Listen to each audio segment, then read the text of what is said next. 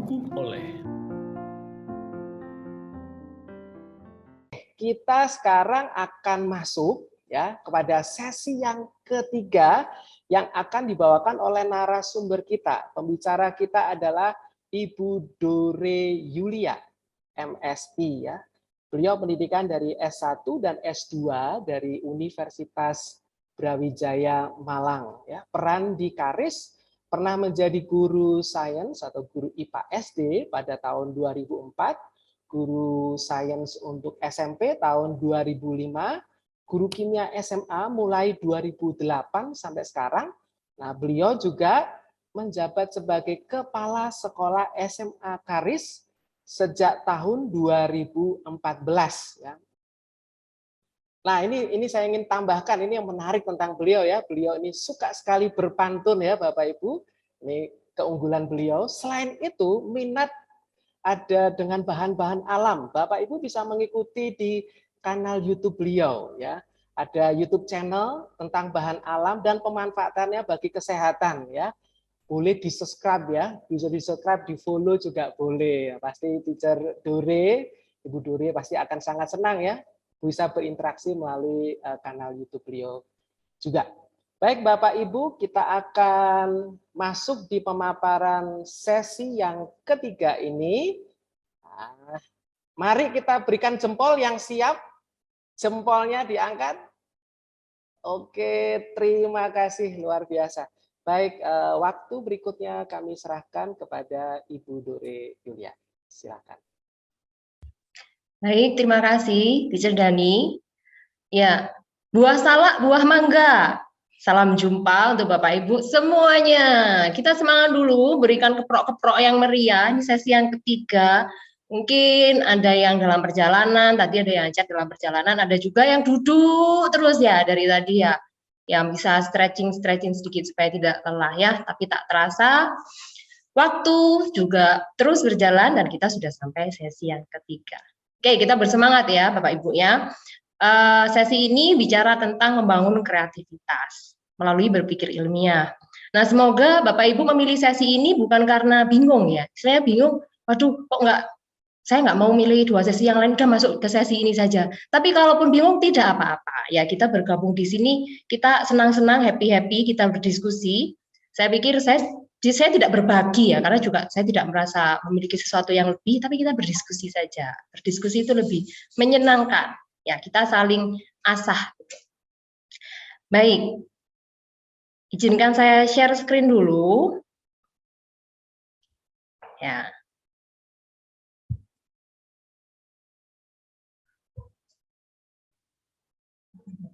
Sebentar.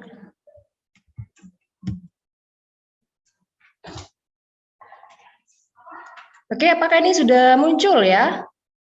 Sudah ya? Ya, paparan saya beri judul membangun kreativitas melalui berpikir ilmiah. Gitu ya. Nah, kenapa saya mengambil judul ini begitu? Kita yakin ya bahwa kreativitas adalah skill yang penting untuk masa kini dan masa mendatang. Kreativitas salah satu skill selain communication. Tadi kalau ikut Teacher Koko tadi, sesi pertama itu sudah dikupas juga mengenai skill-skill yang penting dan salah satunya adalah kreativitas. Ya, apalagi saat ini situasi pandemi sangat terasa ya. Kita tahu ada beberapa pekerjaan yang kemudian hilang atau pekerjaan yang kemudian tidak menghasilkan penghasilan, tapi pekerjaan-pekerjaan yang lain kalau orang kreatif maka dia akan bisa bertahan ataupun bisa berpeluang menghasilkan. Nah, Bapak Ibu, ini ada satu video yang ingin saya putar ya. Sebentar, ini saya harus share audio juga ini ya. Share sound. Nah, video ini menarik. Menurut saya menarik nih ya. Sebentar ya, saya share dulu. Siapa tahu tahun depan kita bertemunya seperti ini. Siapa tahu. Apa lo, angkat tangan, udah siap. Bentar ya. Over the last year and a half, a lot of us who work in offices have gone remote. And while I miss seeing the people I work with, I think remote work is here to stay for a lot of people. So we're going to need better tools to work together. let's take a look at what working in the metaverse will be like. Apakah suaranya Imagine muncul if ya you nih could ya? be at the office without the commute. You would still have that sense of presence, shared physical space, those chance interactions that make your day all accessible from anywhere. Apakah Now suaranya imagine muncul? that you have your perfect work setup and you can actually do more than you could Oh, in ada. your regular work setup. And on top of all that, you can keep wearing your favorite sweatpants. Looking good. Let's get together real quick for a debrief.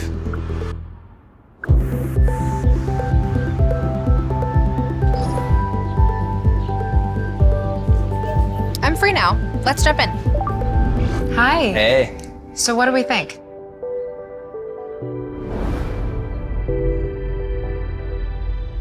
I think it's ready. Great. I'll prep it for the presentation. All right. Good luck. Imagine a space where you can tune out distractions and focus on the task at hand. And when you're ready to share what you've been working on, you can present it as if you're right there with the team. Wait, where's Mark? I think he's in the middle of something.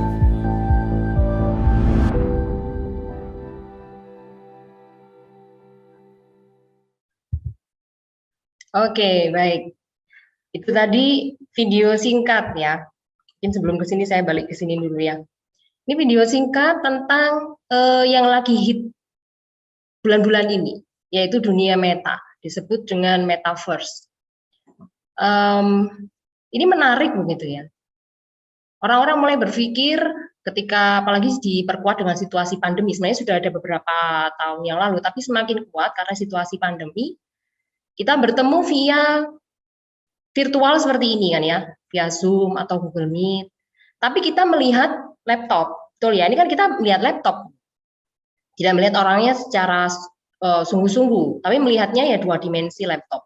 Tapi orang mulai berpikir untuk bagaimana ya kalau misalnya kita bisa bertemu dengan jarak jauh seperti itu, tapi sungguhan bertemu seperti ini tadi ya, benar-benar nanti pakai kacamata gitu, terus ketemu, siapa tahu tahun depan itu kita bertemu secara virtual. Itu seru juga itu ya. Akhirnya dibuatlah Meta ini, Metaverse. Facebook mengganti nama menjadi Meta. Luar biasa ini ya. Akhirnya rame-rame juga. Bagaimana ya nanti sekolah Meta. Muridnya ada tapi virtual.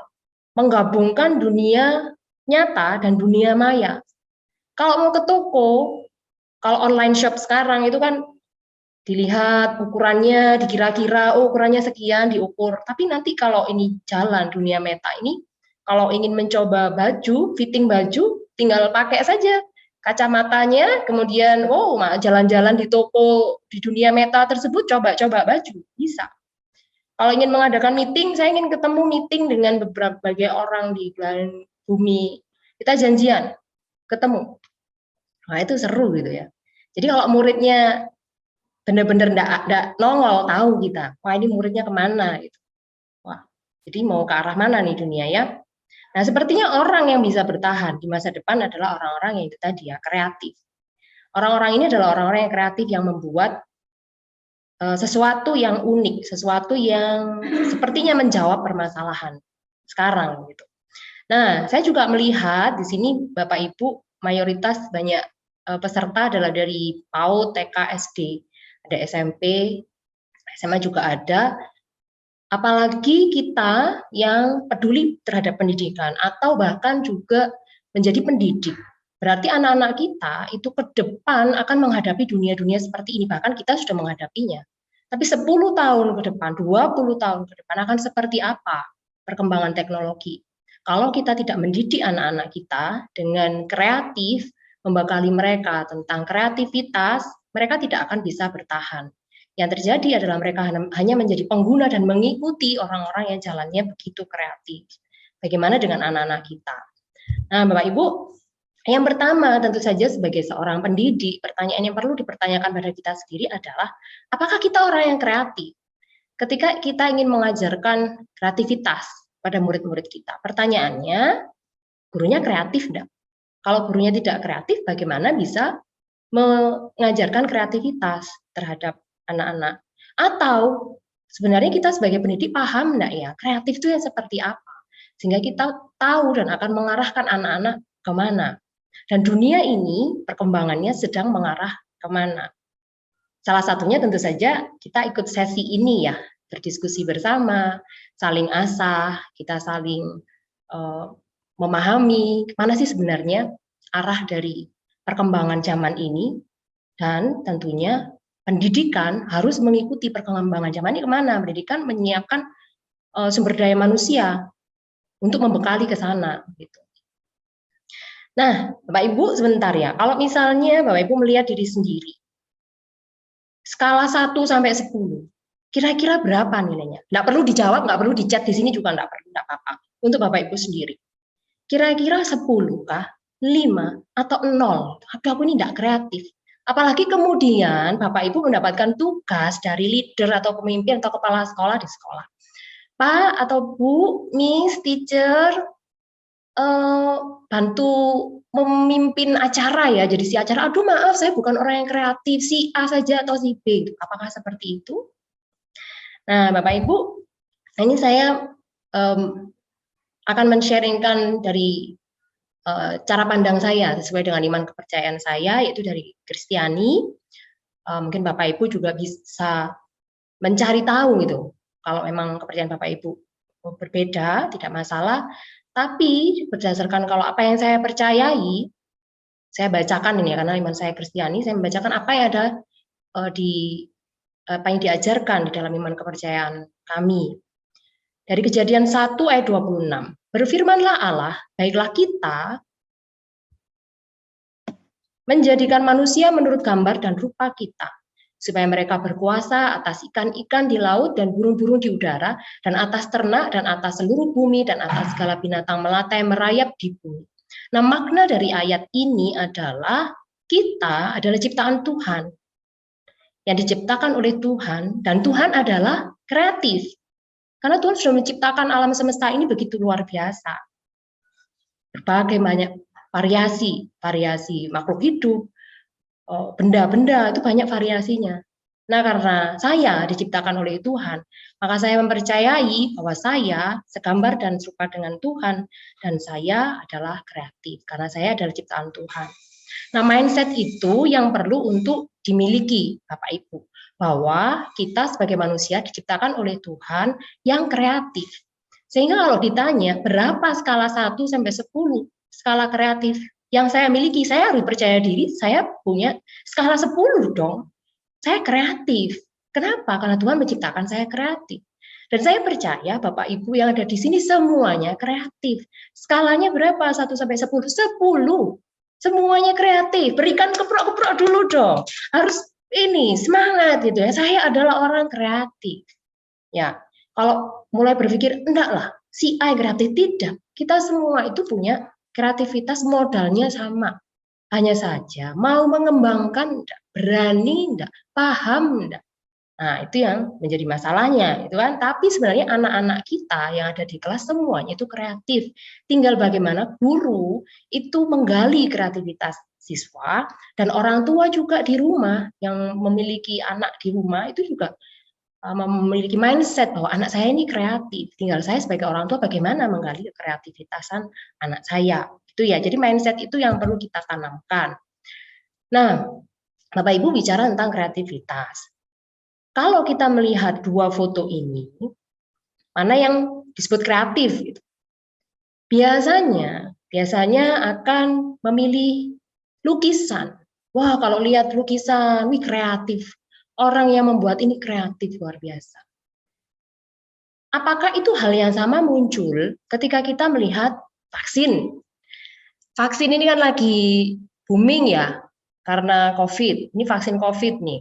Sekarang yang akan digelar itu vaksin COVID untuk anak-anak SD ya. Nah, apakah ini kreatif juga nih? Vaksin COVID, yang menemukan vaksin COVID ini kreatif enggak? Nah, terkadang kita berpikir yang area seni musik, seni rupa itu kreatif.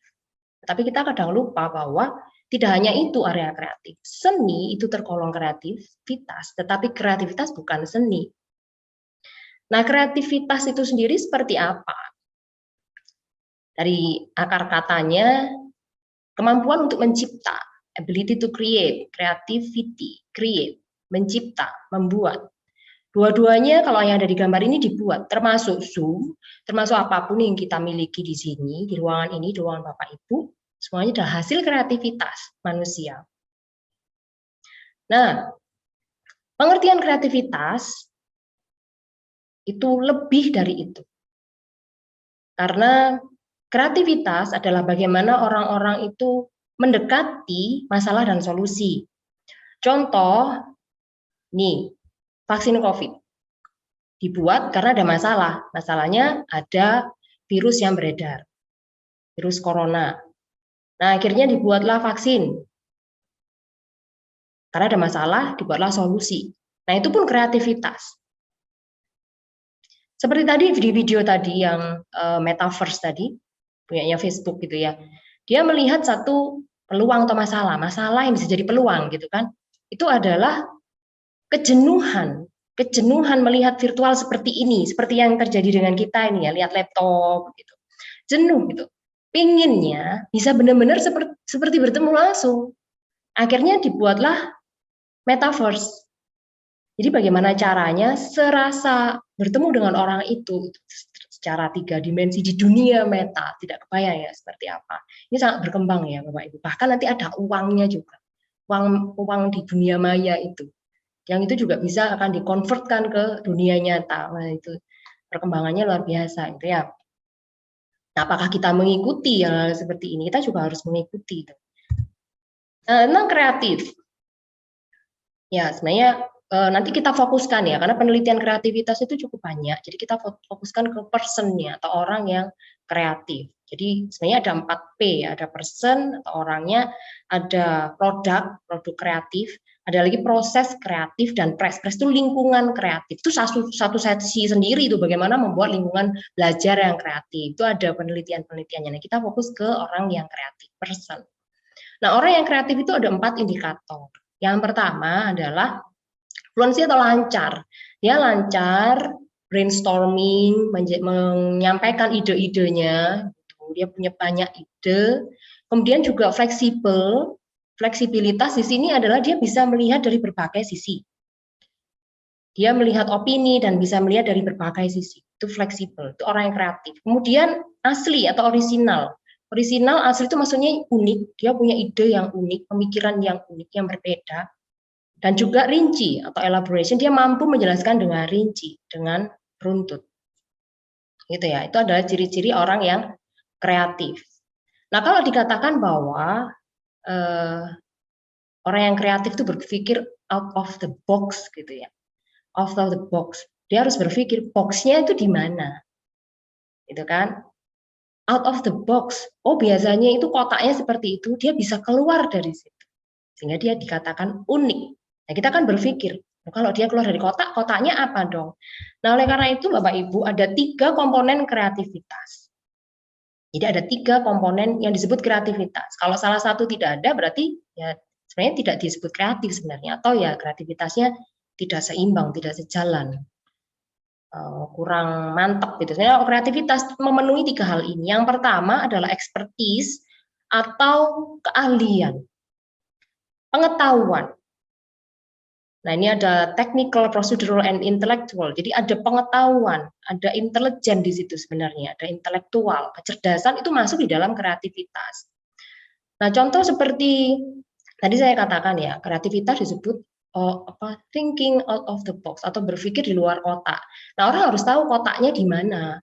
Bagaimana cara tahunya? Itu harus paham, ahli di bidang itu. Atau misalnya juga orang yang melukis, lukisannya bagus dan indah.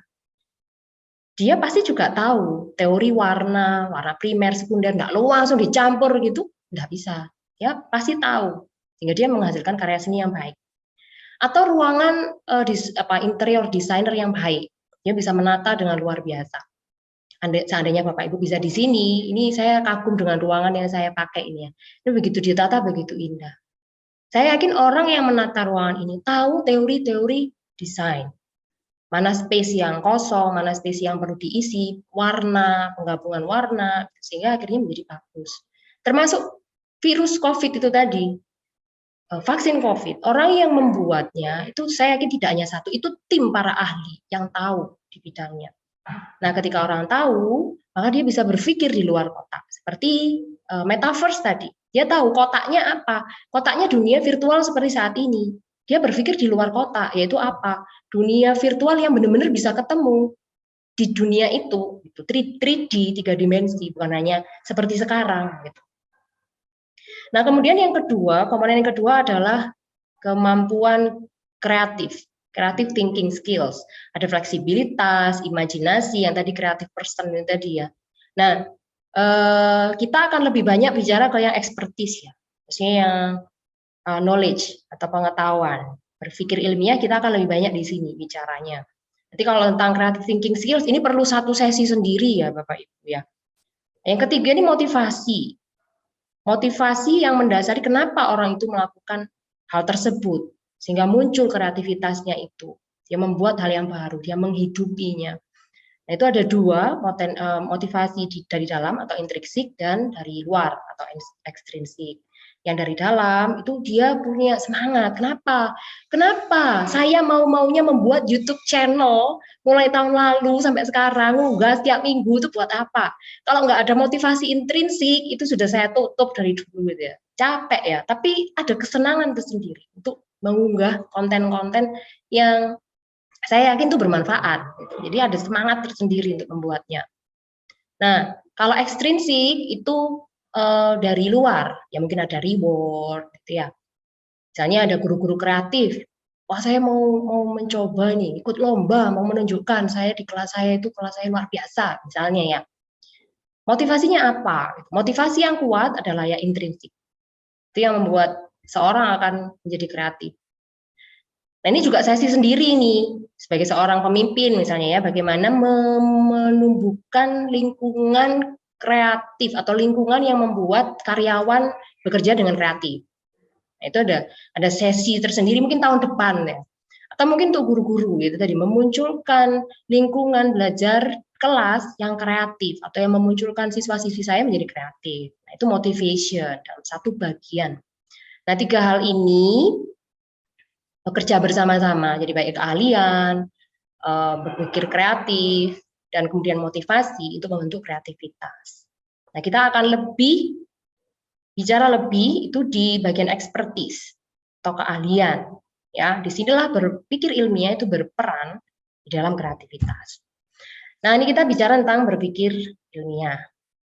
Nah, berpikir ilmiah memang ada ketika kita berpikir secara runtut atau ada polanya. Sehingga pola ini bisa membentuk satu pola yang ilmiah. Ada pencarian informasi, mengajukan pertanyaan, menguji hipotesis, mengenali pola, dan membuat kesimpulan. Pada akhirnya yang kemudian akan berputar begitu lagi, dan seterusnya. Tidak ada selesainya berpikir ilmiah. Dan berpikir ilmiah ini bisa diajarkan sejak dini.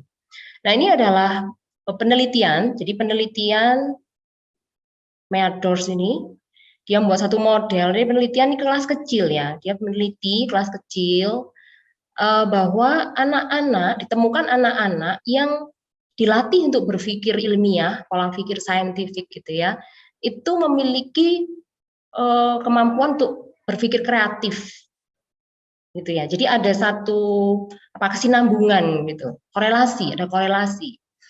Nah, kenapa? Dia menjelaskan bahwa kenapa kok bisa terjadi seperti itu? Dia menjelaskan bahwa ada satu kesamaan antara pola berpikir kreatif dan berpikir ilmiah.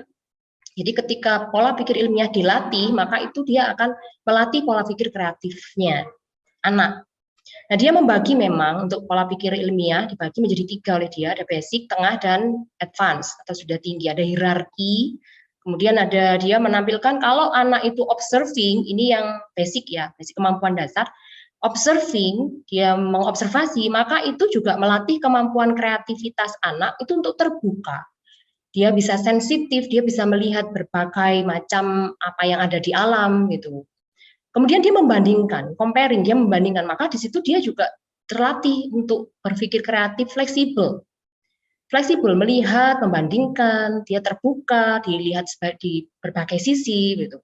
Dia classifying, dia mengklasifikasikan. Nah, di situ mulai ada fleksibilitas dan elaborasi atau runtut. Dia mulai berpikir kreatif di sisi itu dilatih juga. Gitu. Ada pengukuran kalau di berpikir ilmiah, tapi untuk berpikir kreatif itu tidak dibutuhkan ya. Istilahnya nggak perlu dibutuhkan untuk diukur seberapa sentimeter, 1 meter gitu. Kalau berpikir ilmiah kan seperti ada ukurannya gitu ya. Kemudian communicating, menyampaikan idenya. Nah, ini skill elaboration-nya yang akan terlatih. Menjelaskan dengan runtut dari awal sampai akhir. Kemudian yang intermediate, ada inferring atau mengambil kesimpulan, ada memberikan prediksi. Nah, itu sisi fleksibilitas dari anak akan dilatih. Kemudian advance, yang advance itu sudah hipotesis. Hipotesis itu dugaan sementara, kira-kira seperti apa sih yang terjadi. Kemudian menentukan variabel kontrol. Nah, itu sudah advance ya. Maka di situ sisi elaborasi dia juga akan dilatih. Si anak mulai dilatih. Sehingga dari sini penelitian ini menyampaikan bahwa ketika anak mulai dilatih untuk berpikir ilmiah, maka dia secara otomatis akan terlatih dalam hal berpikir kreatif. Gitu. Nah, ini Bapak Ibu, ini saya akan menyampaikan satu best practice di sekolah kami, di SMA kami, dengan harapan begini.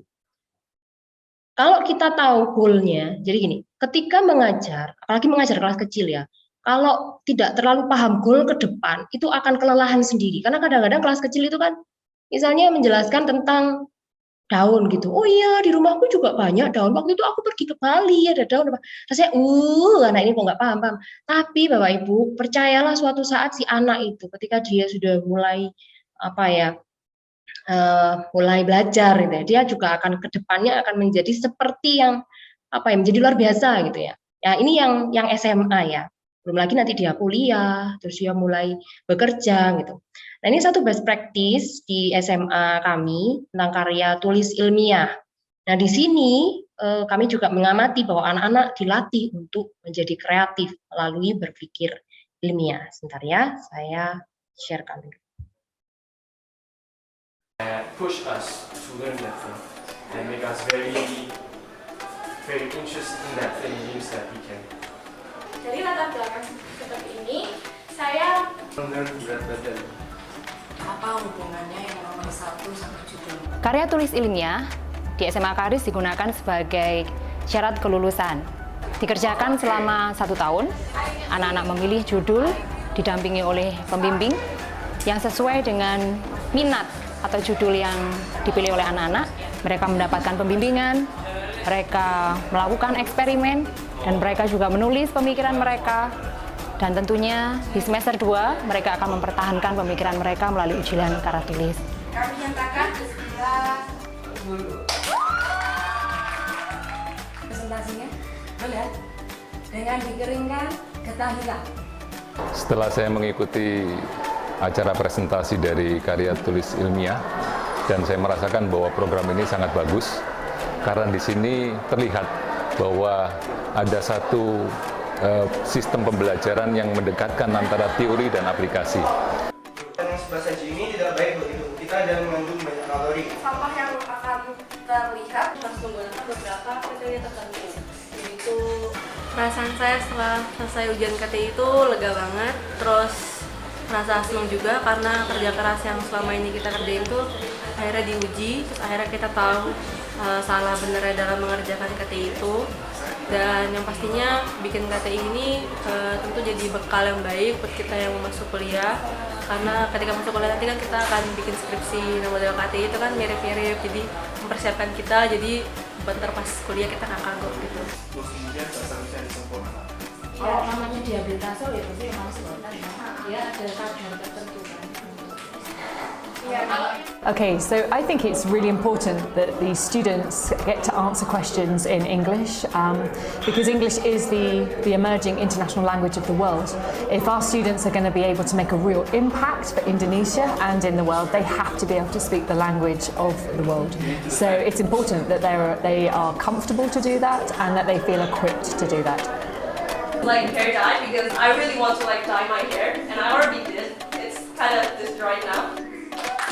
Kami bersyukur anak-anak bisa melalui semuanya dengan baik, dan bekal ini tentunya akan mereka gunakan nantinya ketika mereka kuliah di pendidikan tinggi ataupun nantinya ketika mereka bekerja.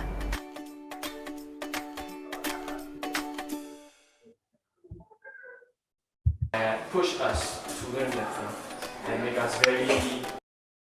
Oke, ya ini saya pause dulu ini ya. Ini salah satu best practice di SMA kami gitu. Ya memang kami juga berusaha bagaimana anak-anak juga dilatih untuk berpikir ilmiah, berpikir kreatif melalui berpikir ilmiah gitu. Nah, bagaimana cara melatih berpikir ilmiah sejak kapan gitu ya, Bapak Ibu? Nah, sebenarnya melatih berpikir ilmiah itu sejak dini. Ya, sejak sebenarnya kalau yang memiliki peluang paling besar itu adalah orang tua ya yang pertama ya. Nah, ketika dia sekolah, biasanya orang tua menyerahkan proses sekolah itu kepada pihak sekolah begitu kan. Nah, Bapak Ibu, apalagi di sini ada yang dari PAUD gitu ya. Sebenarnya penelitiannya tadi itu anak usia PAUD TK gitu, PAUD dan TK. Jadi usia 60 bulan. 60 bulan itu berapa ya? Itu ya. Nah, bagaimana melatih berpikir ilmiah sejak dini? Supaya nanti anak-anak itu ke depan itu bisa berpikir kreatif, bisa bukan hanya mereka bertahan di era masa depan, tapi juga berkreasi di masa depan. Ini ada tahapan, gitu ya, tahapan sederhana untuk berpikir ilmiah. Mencari informasi, bertanya, melakukan hipotesis atau dugaan, mengamati pola dan kesimpulan. Nah, mungkin daripada saya terlalu banyak berteori gitu ya. Nah, ini ada contoh-contoh saja. Saya yakin Bapak Ibu adalah orang-orang yang kreatif. Kita kan kreativitas saja 10 itu tadi ya. Pasti kita punya lah cara bagaimana caranya supaya bisa menanamkan kreativitas pada anak-anak. Pertama, tanamkan pada diri bahwa kita kreatif. Itu yang pertama dan utama. Yang kedua, orang yang kreatif pasti akan memunculkan hal-hal yang kreatif. Nah, ini contoh yang dilakukan oleh teman-teman SD. Ini contoh, misalnya ingin mengajarkan tentang massa udara dengan balon udara, kemudian anak-anak diminta mengamati, ayo anak-anak mengamati, gitu ya. Nah, daripada mengajarkan dengan, oke, ini balon udara ya, kita letus salah satu ya, dor. Oh, ternyata miring, ya. Nah, daripada begitu, Bapak Ibu lebih baik ditanya dulu anak-anak. Anak, kalau misalnya salah satu, ini imbang enggak ya? Oh, imbang. Kalau misalnya salah satu dibuat meletus, kira-kira jadi gimana? Gitu. Ditanya dulu anak-anak. Ya. Itu akan lebih menarik, akan membuat anak-anak terpicu pemikirannya untuk ada apa itu ya. Apalagi kalau yang bertanya adalah anak-anak, itu lebih bagus. Kalau anak-anak menyampaikan pertanyaan. Apalagi kadang anak-anak menyampaikan pertanyaan sulit, enggak apa-apa. Sebagai proses berpikir ilmiahnya dia. Nah, kemudian juga pancing anak-anak itu dengan pertanyaan hipotesis atau pertanyaan perkiraan, memperkirakan. Ini yang pertanyaan kalau ketika saya mengajar tuh saya paling suka yang di sini ya. Kita mengajar tentang menanam. Ya, yang kuning ini TK ini ya. Ini anak TK menanam jahe ya. Nah, daripada ayo anak-anak kita menanam jahe, ini tanah yuk ditanam. Daripada begitu Bapak Ibu, pancing dulu dengan pertanyaan. Kira-kira kalau jahe ini ditanam, nggak usah pakai kata hipotesis deh. Nanti hipotesis itu apa? Oh, panjang ceritanya ya, jelaskan. Paling kelas kecil, mungkin kelas 4, 5, 6 boleh lah istilah hipotesis dikeluarkan. Nah, kalau kelas kecil nggak usah hipotesis. Ayo kira-kira ini berapa hari jahe akan muncul tunasnya. Tunas itu apa? Wah, tunas itu tanaman kecil. Misalnya munculnya berapa hari? Oh, seminggu, 2 minggu, 3 minggu. Nggak apa-apa. Mungkin dia berpikir itu ditanya lagi. Kenapa kamu mikir seminggu? Karena aku punya tanaman lombok. Tanaman lombokku itu seminggu udah tumbuh. Nggak apa-apa. Ya, kalau TK mungkin belum bisa nulis ya. Ya nggak apa-apa. Oh, kamu berapa? Seminggu, 2 minggu. Kenapa? Oh, ini diajak diskusi baru tanam. Nanti kalau sudah tumbuh, kamu kemarin tebaknya berapa? Nah, gitu. Nah, ya SD mungkin suruh nulis ya. Kalau sudah bisa menulis, diminta untuk menulis. Karena biasanya ini melatih kepercayaan diri anak-anak juga. Kadang-kadang anak-anak itu tidak percaya diri membuat hipotesis.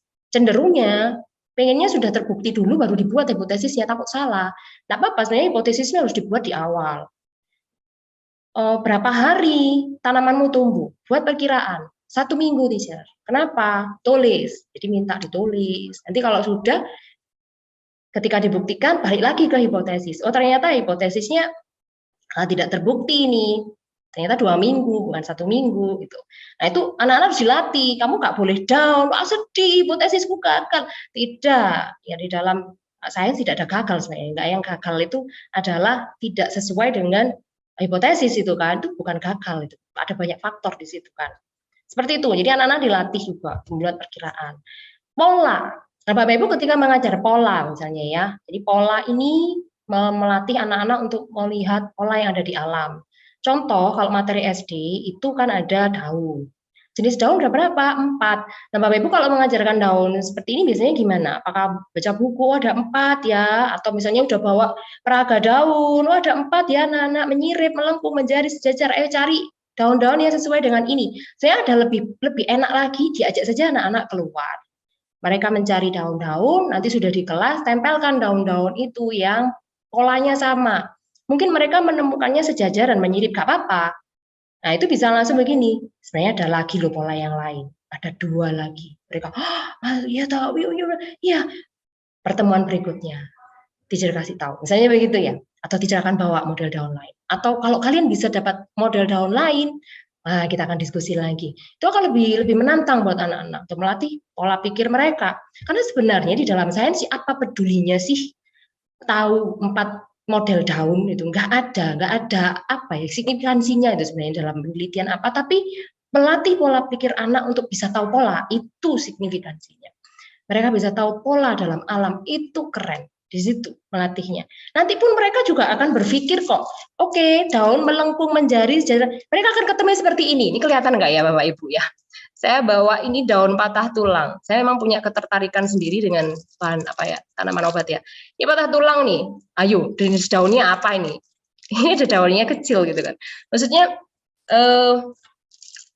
nanti pun ketika mereka bertumbuh dan berkembang itu juga akan belajar lagi kok. Tapi untuk melatih mereka menemukan pola alam itu luar biasa. Sehingga mereka perlu dilatih untuk itu. Nah, kemudian mengambil kesimpulan. Mengambil kesimpulan, ada pertanyaan dulu sebelumnya. Sebelum membuat rangkaian seri paralel ini kelas 6 ini atau kelas 5. Daripada begini ya, ayo kita buat rangkaian seri paralel dan diamati. Nah, lebih baik begini.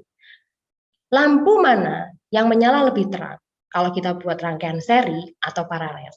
Nah, nanti dibuat dulu mereka, sepertinya seri, mereka sudah punya background pemikiran dulu. Kenapa seri? Karena begini. Ada yang mikir paralel, ini. Setelah itu dibuktikan, oh ternyata yang kiri nih yang paralel ternyata yang lebih terang. Kenapa? Oh, karena voltasenya, arusnya dan sebagainya. Begitu. Jadi memberikan ketika kita melatih untuk pola pikir ilmiah, ada urutan yang memang yang paling menantang itu memberikan problem dulu pada anak-anak. Ya, atau problem juga bisa dari mereka ya kadang-kadang ya. Nah, ini contoh ini ya. Ini misalnya ini yang kelas kecil ya. Apa yang terjadi bila telur dimasukkan ke dalam air garam? Nah, daripada misalnya pemikiran mereka sangat luas, telurnya meletus, telurnya pecah, telurnya apa? Itu kan enggak apa-apa namanya anak-anak. Mungkin kita kerucutkan dulu. Kira-kira akan tenggelam, melayang, atau mengapung. Nah, mereka mungkin, mungkin mengapung, mungkin tenggelam, melayang. Enggak apa-apa gitu. Nah, itu sudah fase hipotesis. Ini sebenarnya tatarannya tinggi ya untuk melakukan perdugaan itu. Praduga itu kalau anak bisa sampai memberikan dugaan itu baik. Plus alasannya kenapa. Nah, kalau yang SD sudah diminta untuk nulis, mungkin SD kelas 2 ke atas itu bisa lah. Kenapa? Tenggelam karena apa gitu. Ya. Kemudian baru nanti eksperimen bersama, ambil data, kesimpulannya seperti apa. Nah, sebenarnya saya udah bawa telur sungguhan ini ya. Ini telur, kemudian saya juga udah bawa air, ini kan. Nah, tapi saya video aja ya. Ini saya video aja ya. Jadi ketika telur diberi air garam, itu kira-kira dia akan seperti apa? Nah, ini contoh aja. Ini sebenarnya slide saya udah selesai di sini ya. Sebentar, saya stop share di sini. Saya share lagi video aja. Saya share video. Ya. Sebentar. Ini videonya tanpa suara ini ya.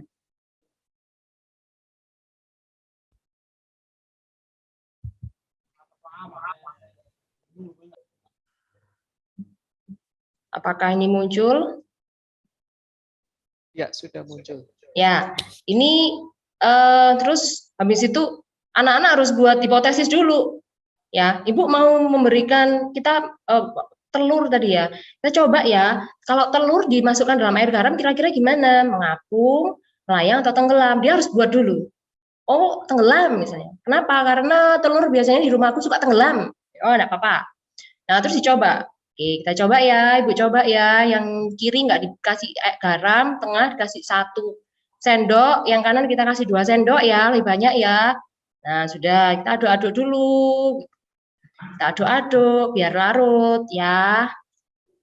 Nah, ini yang tengah kita aduk-aduk. Wah, ini aduk-aduknya dengan anak-anak, ini anggapannya sekolahnya nggak online gitu ya.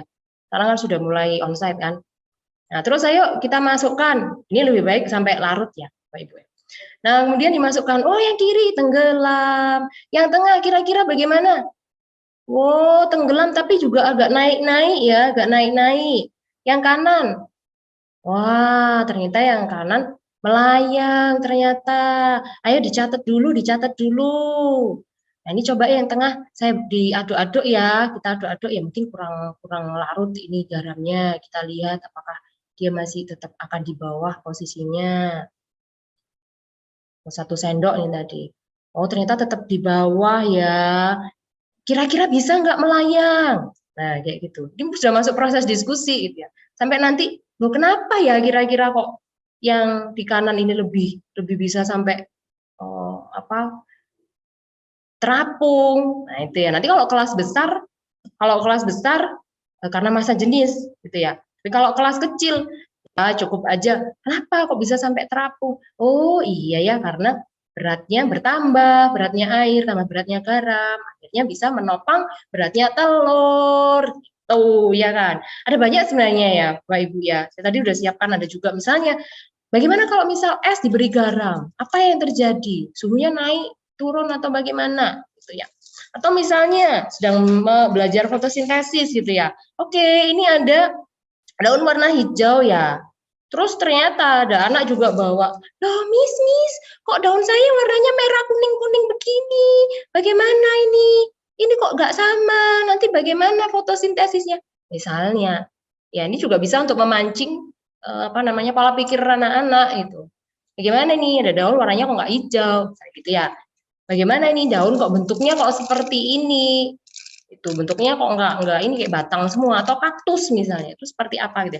Jadi untuk merangsang pola pikir anak di usia kecil ya sebenarnya caranya yang pertama kita sebagai pendidik harus punya pola pikir juga atau pola keingintahuan, pola ilmiah juga, pemikiran ilmiah, sehingga itu akan mendorong anak-anak untuk juga seperti kita. Oke, mungkin itu saja, itu dulu Teacher Dani ya. Kita mungkin bisa diskusi saja lah. Saya yakin di sini pengalamannya Bapak Ibu juga luar biasa.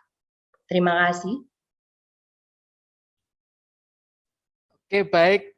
Terima kasih Ibu Dore. Wah, kita sudah dengarkan tadi pemaparan dengan topik bagaimana mengajarkan kreatif ya untuk anak-anak kita membangun pola pikir ilmiah ya. Tadi disampaikan juga kalau kreatif itu equal juga sama dengan kemampuan berpikir ilmiah ya ketika berkembang. Nah, terima kasih saya ucapkan kepada Ibu Ratna, ada Ibu Selvi dan Pak Yohanes, ada pertanyaan tadi yang diberikan. Nah, sebelum kita akan menjawab pertanyaan-pertanyaan dari Ibu Bapak yang ditulis di chat, adakah di antara Ibu Bapak yang ingin bertanya secara langsung terlebih dahulu? Ya, mungkin ada yang bertanya secara langsung, boleh open mic. Ada yang mau bertanya bisa raise hand dulu, angkat tangan dulu, ada fitur angkat tangan. Nanti kemudian saya persilahkan Ibu Bapak untuk buka suara, nanti Ibu Bapak bisa langsung bertanya kemudian ya. Jadi kalau ada yang mau bertanya langsung boleh, silakan nanti angkat tangan terlebih dahulu, kemudian jika saya sudah mengizinkan, Bapak Ibu boleh membuka mic-nya untuk berbicara ya. Baik, kita mulai dengan pertanyaan yang pertama ini Teacher Duri ya. Tadi ada pertanyaan dari Pak Yohanes. Ada pertanyaan, mohon maaf, teacher, apa yang menghambat kreativitas siswa dan guru? Dan bagaimana cara memunculkan kreativitas siswa dan guru? Ya. Nah, kalau kejadian 1 mengatakan setiap manusia adalah segambar dengan Allah, yang kreatif berarti kreativitas itu bawaan atau bentukan, ya, atau keduanya. Nah, ini pertanyaan dari Pak Yohanes. Apakah Teacher Dore akan menjawab satu-satu atau akan langsung merangkum semua dulu? Saya bacakan pertanyaannya dulu. Ya, boleh satu-satu. Ini ada juga dari Ibu Guru Matematika juga ya. Iya, betul. Ada. Oke, dari Pak Yohanes dulu ya. Kalau dari Pak Yohanes, apakah kreativitas itu bentukan atau ada pengaruh lingkungan ataukah pengaruh gen gitu ya? Karena ada juga semacam penelitian. Itu karena gennya itu orang tuanya kreatif, tuh akhirnya anaknya kreatif gitu kan. Sekali lagi memang ada yang namanya mindset ya. Kalau saya melihat, maksudnya ketika saya melakukan penelitian pun ada namanya asumsi dasar sebenarnya. Jadi saya melihat dan itu pun juga dipengaruhi oleh belief juga ya. Dalam arti saya percaya bahwa kreatif itu sudah ada di dalam kita. Kenapa? Karena itu tadi natur kita sebenarnya adalah natur kreatif. Tapi kenapa kok terhambat? Gitu. Karena kita sendiri pertama. Mungkin karena orang tua, didikan orang tua membuat si anak jadi tidak kreatif misalnya, nggak pinter, ini salah, begitu salah, ini kurang bagus gitu. Dia mencoba sedikit sudah ini nggak benar, akhirnya dia mangkeret, sudah motivasinya tidak ada. Seperti tadi kan kreativitas ada 3 komponen ya. Pertama pengetahuan dia, kedua adalah kemampuan berpikir kreatifnya, yang ketiga adalah motivasi. Ketika motivasi ini lemah, maka kreativitasnya tidak akan muncul dengan baik. Begitu. Jadi bisa jadi lingkungan dia tidak mendukung juga, atau permasalahan hidup yang terjadi pada seseorang, yang akhirnya dia bingung sendiri dengan hidupnya, tidak muncul bagaimana saya membuat sesuatu yang untuk berguna untuk orang lain atau untuk diri saya sendiri. Itu sih teacher. Mungkin kalau yang untuk ini yang dari Ibu Guru Matematika ini ya. Atau satu-satu aja Teacher Dani ya? Ya, boleh. Bisa satu-satu aja.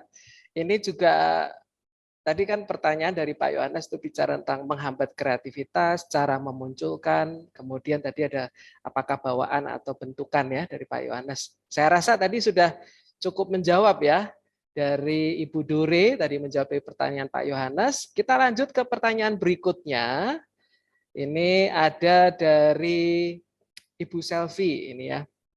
Kalau saya sarikan kira-kira pertanyaan ini saya bacakan deh semuanya. Selamat siang Ibu, saya seorang guru matematika. Saya mau bertanya, di dalam kelas ketika saya mengajar dan meminta siswa untuk menanyakan apa yang mereka tidak paham, seringkali ada siswa yang susah sekali untuk bertanya. Ketika saya tanya, dia hanya diam. Nah, cara apa yang dapat saya lakukan untuk mengatasi siswa seperti ini sehingga siswa tersebut aktif dalam belajar dan mau bertanya, begitu. Ini dari Ibu Selvi, Teacher Dore. Silahkan Ibu Dore, mungkin bisa nanggapi langsung.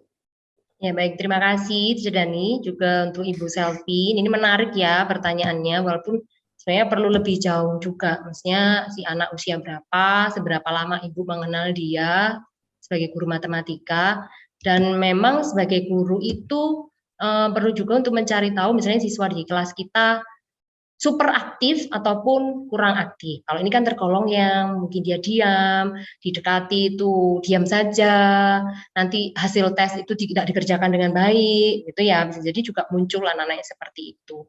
Nah, memang sebagai guru tugas kita bukan hanya mengajar, tapi juga mendidik, mendekati anak-anak. Kenapa? Ada apa? Mungkin juga perlu ngobrol dengan guru kelasnya lebih tahu kenapa latar belakang keluarganya seperti apa.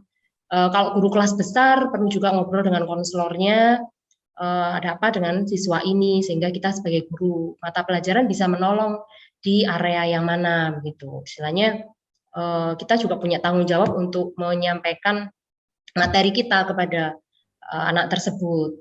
Tapi apakah ada sesuatu dengan anak ini dan apakah diamnya itu berapa kali pertemuan atau selalu 1 tahun ajaran seperti itu. Jadi memang ada banyak yang perlu digali, ada banyak yang perlu digali. Kalau kasus yang seperti ini, biasanya kita harus mencari sesuatu di balik sesuatu. Tidak bisa hanya melihat permukaan. Nah, guru itu seperti mengupas kelapa kalau menurut saya, Bapak Ibu. Pertama dikupas itu keluarnya ya, sabutnya. Nanti lama-lama kelapanya itu bagian tengah itu ya, batoknya itu. Terus dikupas lagi, ketemulah kelapanya misalnya untuk parut itu. Nah, sudah ketemu airnya. Baru di situ akan ketahuan sebenarnya akar permasalahannya seperti apa. Nah, anak-anak yang kreatif belum tentu anak-anak yang sangat aktif bicara. Anak-anak yang kreatif itu bisa jadi anak-anak yang diam seperti ini. Hanya dia tidak digali atau belum digali. Karena terkadang ciri khas anak kreatif itu adalah imajinatif.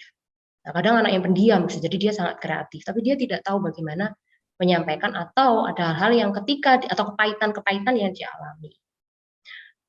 Semoga menjawab ya. Terima kasih. Oke, terima kasih Bu Dore. Tadi perlu digali lagi nih Bu Selvi ya. Mungkin bisa dicari tahu lebih dalam tentang siswa tersebut, melihat latar belakangnya sehingga mungkin nanti mengatasinya juga jauh lebih spesifik juga. Tapi secara umum siswa kreatif kadang juga pendiam ya. Gitu. Baik, nah sekarang pertanyaan ketiga, ini masih ada 2 pertanyaan lagi Bu Dore. Ini ada dari Ibu Ratna, selamat siang Ibu Dore, mohon saran dong.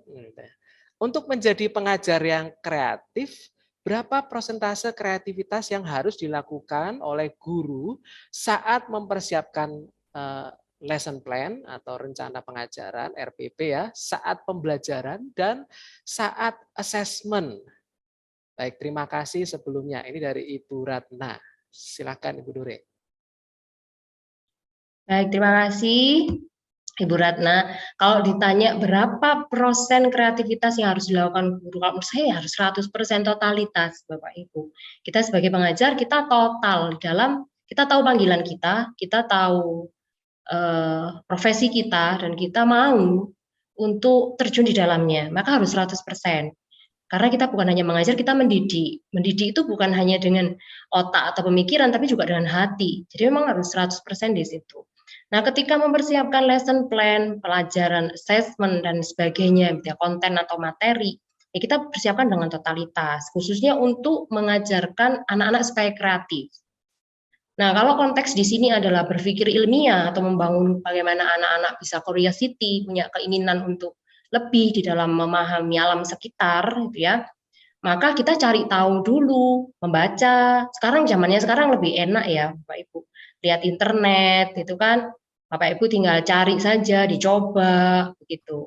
Membaca, sharing dengan guru-guru yang sebidang ilmu. Kalau guru-guru SD dengan teman-teman sejawat, kalau guru TK juga dengan teman sejawat, ikut komunitas. Sekarang lebih enak ya, MGMP, kalau SD apa ya namanya ya, kalau SMA itu biasanya MGMP begitu, online, saling share, ada grupnya, itu suatu yang baik juga untuk memunculkan kreativitas kita. Tidak puas gitu, tidak puas dengan apa yang sudah kita miliki, kita cari terus, kita cari tahu terus. Mencari tahu apa sih eksperimen-eksperimen sederhana yang menggunakan bahan-bahan di rumah, sehingga itu bisa diajarkan untuk anak-anak di kelas saya. Itu apalagi sekarang kan misalnya nggak tahu nih ada virus baru ini seperti apa, nanti terus kita online lagi misalnya, putar otak lagi kan, gurunya harus kreatif. Wah, oke, sudah, kalau begitu coba anak-anak mengamati, di rumah pasti kan ada telur, di rumah pasti kan ada batu atau kerikil, ada tanah. Nah, bagaimana mereka melakukan pengamatan sederhana? Tanah dimasukkan air, ayo amati ada apa. Misalnya kacang hijau dimasukkan di kapas itu kan biasanya ya, ditanya dulu ada hipotesisnya, diminta membuat dugaan atau perkiraan berapa hari kacang hijau akan tumbuh gitu. Nah, itu ya memang perlu perlu semangat lah, perlu semangat di dalam hati. Dan saya yakin ketika semangat itu ada, maka kita akan mencoba mencari tahu dan berdiskusi, mencari komunitas. Bingung, cari tahu gitu.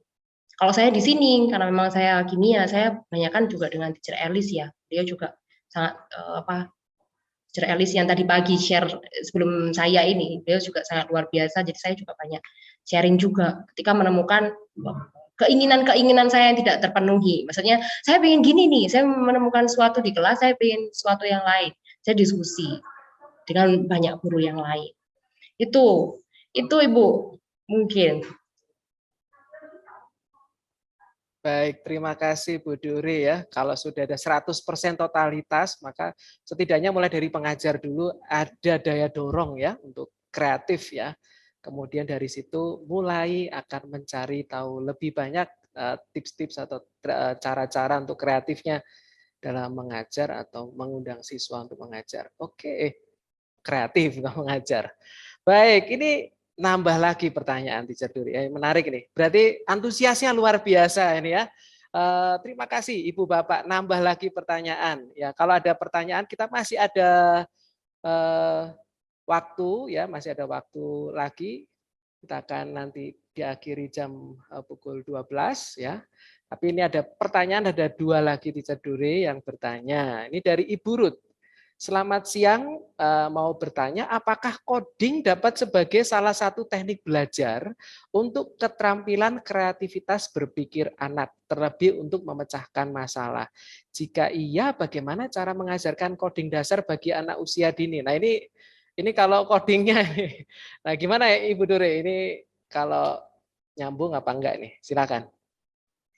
Ya, ini tren ya, ini ya, trending topik lah ya. Harapannya begini, harapannya kita tidak ikut-ikutan ya. Nanti coding semua gitu. Nanti apa ikut semua, tidak seperti itu. Tapi kenapa dulu gitu. Misalnya coding coding untuk anak sekarang lagi trending juga, di Malang juga banyak kursus-kursus coding dari usia SD kalau nggak salah, itu di samping sekolah ini ada juga. Nah, masalahnya adalah kenapa dulu gitu. Istilahnya ya enggak apa-apa, anak-anak diikutkan, tapi ada, kalau menurut saya anak juga ada bermacam-macam ya. Mereka punya multiple intelligence juga di situ. Maksudnya apakah itu memang areanya mereka? Kalau memang bukan ya kenapa dipaksa di situ juga. Kalau memang mereka oke di situ enggak apa-apa. Begitu. Difokuskan ke sana juga tidak masalah. Kalau menurut saya, tapi bukan dipaksa ya. Benar-benar digali anak-anak itu dia kemampuannya di mana gitu. Kalau memang mereka mampu di situ ya kenapa tidak, bisa dikembangkan juga sehingga nanti besar bisa difokuskan ke sana. Cuma kalau masih anak itu ada baiknya juga kalau menurut saya diperluas ya, mesti diperluas, dia dicobakan saja area mana yang dia enjoy, tapi bukan dipaksa ya. Dicobakan karena anak itu kan lebih mengeksplorasi, dia lebih abstrak ya sebenarnya, lebih konkret lebih konkret. Coding itu kadang abstrak juga ya buat anak ya. Kalau anak terlalu kecil kemudian coding, dia masih suka main gitu. Kalau anak lebih ini ke pembelajaran yang konkret saja, yang nyata mereka bisa sentuh dengan daun, dengan alam sekitar. Dan juga ironis kalau misalnya anak-anak kita sebagai orang Indonesia yang negaranya adalah negara agraris, tidak pernah menyentuh tanah. Nah, Bapak Ibu jangan sampai juga kita di sini tidak mengajarkan alam kepada anak-anak. Kenapa? Kita negara agraris, anak-anak kita nggak bisa nanam, itu ironis. Menurut saya nggak apa-apa belajar coding, tapi ya ajarkan juga menanam pada anak-anak. Ya, supaya anak-anak tahu bahwa potensi negara kita sangat besar di area pertanian. Kalau mereka bisa membuat robot yang nantinya seperti negara kalau Selandia Baru itu ya, sangat kuat di pertanian organik, itu harusnya Indonesia mengejarnya ke sana. Jadi nggak usah bingung nanti yang coding, coding nanti ke teknologi yang mana gitu. Itu sih kalau menurut saya ya. Jadi tetap juga mengetahui potensi bangsa kita. Gitu. Mungkin seperti itu, teacher. Baik, ini coding bisa dipakai. Cuma tadi saya catatan dari Ibu Duri adalah ini kalau anak-anak adalah cara berpikir konkret ya. Jadi memastikan perkembangan mulai dari situ dulu karena coding cukup abstrak ya. Karena anak-anak eksplorasi ya, tapi eksplorasi, berpikir konkret, itu hal yang baik kalau dimulai dari sana, kalau memang mau mengajarkan coding.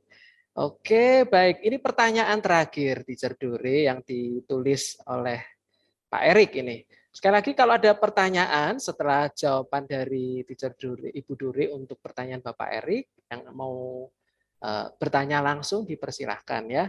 Ini dari Pak Erik, Ibu Dore, selamat siang. Saya apresiasi topik ini. Kreativitas ternyata bukan antonim dari ilmiah ya. Hasil ilmiah di di dunia ternyata adalah buah dari kreativitas. Nah, pertanyaannya, bagaimana membuat para guru keluar dari textbook? Nah, maksudnya ini pendidikan Indonesia seringkali terpatok pada textbook. Kalau tidak sesuai textbook, apakah berarti salah? Gitu ya. Kemudian ada no room for creativity or other solution. Terima kasih. Ini dari Bapak Erik dari Jayapura. Silakan Ibu Dore. Baik, terima kasih untuk Pak Erik dan juga Teacher Daniel sudah membacakannya. Saya setuju bahwa guru itu memang harus keluar dari textbook karena guru itu tidak mengajarkan textbook, tapi guru itu mengajarkan sebenarnya kita memang ada kurikulum ya. Kurikulum itu seperti acuan yang dimiliki oleh ya karena kita ada di bangsa Indonesia ya. Kita ikut kurikulum yang kita ikuti begitu. Maka bangsa kita punya acuan. Nah, kenapa bangsa kita punya acuan? Karena bangsa kita juga punya keinginan untuk memenuhi pendidikan yang baik untuk anak-anak yang nantinya mereka juga bisa berkompetisi di dunia internasional. Seperti itu kan. Nah, kurikulum kalau kita lihat itu kan ada standar-standarnya tuh dari PAUD, TK, SD, SMP, SMA itu kan sudah ada standarnya. Nah, itulah sebenarnya yang perlu disampaikan kepada anak-anak. Kalau sisi materi ya, ya walaupun juga ada yang namanya hidden kurikulum yang sangat kuat bagi anak itu adalah guru, lingkungan sekolah itu yang juga pengaruhnya cukup besar. Nah, saya sangat setuju ya. Nah, kalau saya boleh sharing, saya itu ngajar nggak pakai buku. Bukunya nggak ada. Apa? Ya kan ada pakemnya itu tadi. Ada standarnya yang harus diajarkan. Ada A, B, C, D-nya. Ini yang disampaikan kepada anak-anak atau ditanamkan pada anak-anak. Skill-skill apa yang ditanamkan? Oh, skill A, skill B, skill C. Ya sudah, buku itu kan hanya pelengkap toh sebenarnya. Apalagi sekarang, buku itu banyak sekali. Mau ambil dari teorinya mana gitu kan. Buku itu sebenarnya kan kumpulan dari teori-teori atau jurnal-jurnal yang ditulis supaya tidak pusing guru itu dibantu. Oh ini loh hasil penelitian terbaru. Seperti ini. Itu buku juga diperbarui setiap sekian tahun karena penelitian pun juga baru terus-menerus. Nah sebenarnya kalau guru, bagaimana caranya supaya guru keluar dari textbook itu? Ya guru memang, apalagi kalau zaman sekarang internet begitu luas, sangat enak sekali itu mencari resource. Yang pertama, bagaimana caranya ya pemimpinnya dulu pasti harus saling bersinergi. Bagaimana caranya supaya akhirnya tidak terjebak kurikulum baru identik dengan buku baru.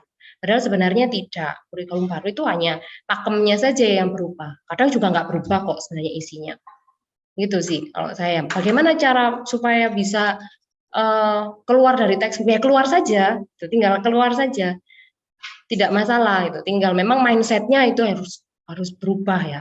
Nah mindset berubah susah kalau guru personal bekerjanya. Memang lebih enak itu tim, maksudnya di sekolah tersebut bicarakan dengan leader yang ada atau pemimpin yang ada di daerah teman-teman itu sehingga sebenarnya kalau dari pemerintah itu juga sudah sama kok. Istilahnya tidak buku yang disampaikan, tetapi memang standar-standar tersebut yang disampaikan pada siswa begitu. Semoga dipahami ya. Terima kasih Teacher Dani. Baik, terima kasih Ibu Bapak sekalian. Ini kita sudah hampir di penghujung menit terakhir ya. Satu catatan tadi dari yang disampaikan oleh Ibu Dore, dari mana kita mulai untuk mengajarkan anak-anak berpikir secara kreatif, berpikir ilmiah, bahkan ketika mereka sejak usia dini adalah mulai dari kita harus memulai dengan sebuah pertanyaan penting di awal. Menolong anak-anak melatih dan menemukan pola pikir ilmiah itu. Dan tentunya dimulai dari kita sebagai pengajar. Begitu Ibu Bapak sekalian, terima kasih untuk semua pertanyaan dan kehadirannya. Setelah ini kita akan masuk ke main room kembali. Kita akan ada door prize ya, menanti untuk Bapak Ibu sekalian. Sekali lagi, mohon saya ingatkan untuk daftar hadir diisi, ini juga untuk kepentingan untuk sertifikat Bapak Ibu juga, tolong diisi dengan lengkap ya, tadi saya sudah berikan di linknya. Baik, mari kita berikan tepuk tangan dulu buat Ibu Dore ya, yang bersama dengan kita memberikan penyampaiannya untuk kita semua. Terima kasih banyak Bapak Ibu sekalian, terima kasih untuk kehadirannya, kami sangat menghargai Bapak Ibu setia sampai dari awal hingga sesi ketiga sebelum kita akan penutupan, itu adalah bukti Bapak Ibu mau kreatif, mau berkembang, dan mulai dari sana kita akan membangun Indonesia. Terima kasih semuanya. Silakan nanti siap-siap akan ke main room setelah ini. Sekali lagi, akhir kata, kalau ada kekurangan mohon maaf, nggak ada gading yang tidak retak, tapi biarlah kesempurnaan hanya milik Yang Maha Kuasa. Luar biasa. Terima kasih. Teacher Huri, ada pantun penutup sebelum ditutup? Iya udah ditunggu ya. Ini pantun terkenal saya itu saya beri judul pantun 1, 2, 3, dan 4. Karena dengan pantun 1, 2, 3, dan 4 itu sebanyak kemana-mana. 1, 2, 3, dan 4, 5, 6, 7, 8. Mari Bapak Ibu kita semangat menjadi pejuang kreatif untuk masa depan. Terima kasih. Baik Bapak Ibu, kita akan masuk ke main room setelah ini untuk acara penutupan. Door prize sudah menanti Ibu Bapak sekalian. Terima kasih. Selamat siang.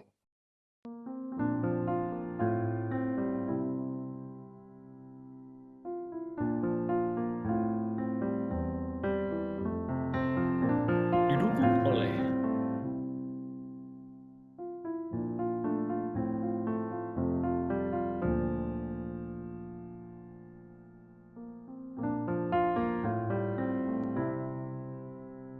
didukung oleh